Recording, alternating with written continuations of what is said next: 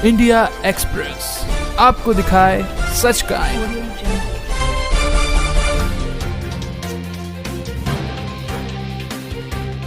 बापू के पास 50 या 60 लोग आते थे, तब से मेरे मम्मी पापा ने दीक्षा ली रखी है। लोगों को कहने की जरूरत नहीं है, लोगों का खुद का एक्सपीरियंस है कि बापू के द्वार पर क्या मिलता है। लोगों को ही सोचना चाहिए ना, अगर गलत होता होगा तो इतनी सारी लेडीज है, होती ही नहीं, यहाँ पर कोई नहीं होती। जाहिर सी बात है कि षड्यंत्र ही है। बापू हमारे निर्दोष थे, है और रहेंगे। खुद का अनुभव, आत्मा का नॉलेज मिला है, वो कभी नहीं बहकेंगे। चाहे मीडिया हो, चाहे पॉलिटिशियन, कोई कितना भी षड्यंत्र कर ले। सरकार से और यही उम्मीद करेंगे कि जल्द से जल्द हमारे बापूजी को रिहा करे। नाम है आपका? मेरा नाम लता परमार है, मैं बड़ोदरा से हूँ।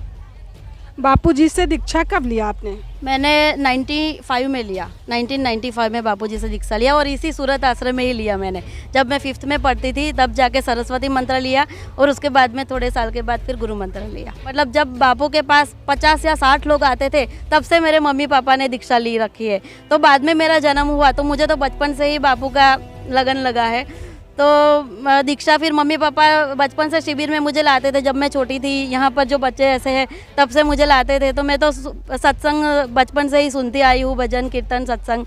और फिर सरस्वती मंत्र दीक्षा दिवाई। तो आप बचपन से ही आश्रम जा रहे हो, तो जो बोल रहे हैं लोग कि गलत होता है आश्रम में, तो आश्रम में क्या होता है? वो तो लोगों को ही सोचना चाहिए ना, अगर गलत होता होगा तो इतनी सारी लेडीज़ है, होती ही नहीं, यहाँ पर कोई नहीं होती। और मेरा खुद का भी एक्सपीरियंस है, मैं बचपन से आती हूँ, हर एक शिविर मैंने अटेंड किया है। अहमदाबाद की शिविर, सूरत की शिविर, बड़ौदा में भी नौला की कंपाउंड में जब बापू नवंबर में आते थे, देव दिवाली की शिविर, हर एक शिविर, चेटी चांद की हो, चाहे उत्तरायण की हो, दिवाली की हो, कोई भी शिविर मैंने नहीं छोड़ी, अटेंड किया है। तो लोगों को कहने की ज़रूरत नहीं है, लोगों का खुद का एक्सपीरियंस है कि बापू के द्वार पर क्या मिलता है। सब लोगों को सुख, शांति, आनंद तो मिलता ही है, दुख, परेशानी, कष्ट अपने आप भाग जाती है। यहाँ पर आश्रम में पैर रखते हैं तो बाहर की दुनिया भूल ही जाते हैं, कुछ याद ही नहीं आता और सबका मन अपने आप हरिओम हरिओम मंत्र में, गुरु में लग जाता है। तो आप बचपन से आते हो आश्रम, तो आश्रम में कुछ गलत होते हुए देखा क्या? कभी नहीं, और ये तो सपने में भी नहीं सोच सकता। छोटा बच्चा भी अगर आश्रम का कोई किसी से पूछो, छोटा, वो भी किसी के गले बात नहीं उतर सकती। चाहे मीडिया वालों ने या कुछ पॉलिटिशियंस ने या कुछ बाहर की विदेशी ताकतों ने, जो राष्ट्र विरोधी ताकत है, उन्होंने बोला हम कुछ किया है षड्यंत्र, वो बापू के विरोधी है। लेकिन इतने 5 करोड़ से भी ज़्यादा बापूजी के साधक है कि सबको कुछ ना कुछ तो एक्सपीरियंस हुआ ही है।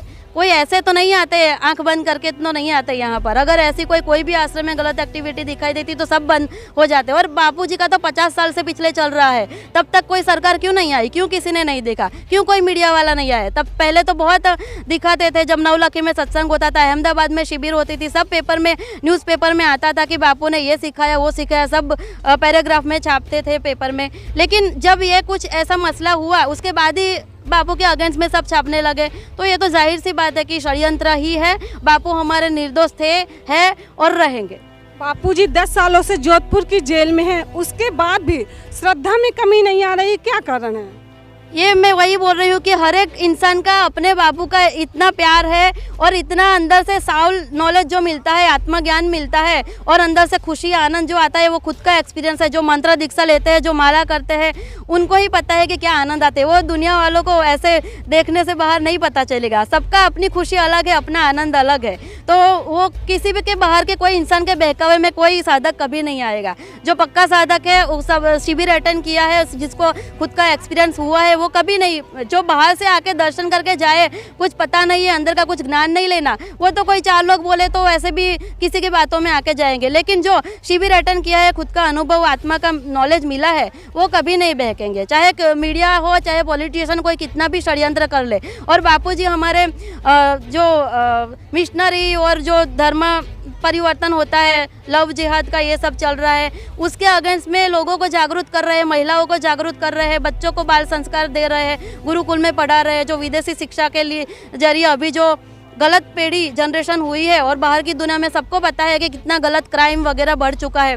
तो वो क्राइम क्यों बढ़ा है? शिक्षा की वजह से नहीं। पहले लोग अनपढ़ थे, ज़्यादा मेजोरिटी में अनपढ़ थे, अभी ज़्यादा मेजोरिटी में सब पढ़े लिखे हैं। लेकिन सबसे ज़्यादा क्राइम अभी होते हैं, पढ़ी लिखी जनरेशन है उसी में ही होता है। क्यों? क्योंकि ज्ञान नहीं है, आध्यात्मिक ज्ञान नहीं है। आध्यात्मिक ज्ञान होगी तो भौतिक शिक्षा में आगे बढ़ेंगे लोग, आगे भौतिक शिक्षा से आगे बढ़ लेंगे, टेक्नोलॉजी आ गई, तरक्की कर ली। लेकिन आध्यात्मिक ज्ञान नहीं होगा तो कोई देश का विकास नहीं कर सकता। अंदर अंदर ऐसे ही क्राइम और बढ़ता जाएगा। और इसीलिए चाहिए भारत की भूमि पर जो जो संत पैदा हुए हैं और जिन्होंने आध्यात्मिक शिक्षा दी है वो आध्यात्मिकता में भी आगे बढ़े और भौतिक शिक्षा में भी आगे गए हैं। सरकारी एवं न्यायपालिका से क्या मांग करोगे? हम सरकार से और यही उम्मीद करेंगे कि जल्द से जल्द हमारे बापूजी को रिहा करें। इंडिया एक्सप्रेस आपको दिखाए सच का आईना।